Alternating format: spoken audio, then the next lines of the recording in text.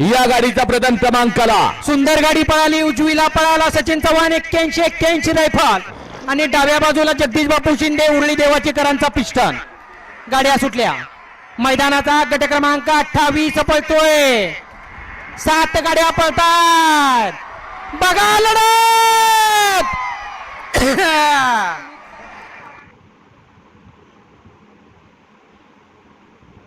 लढत झाली.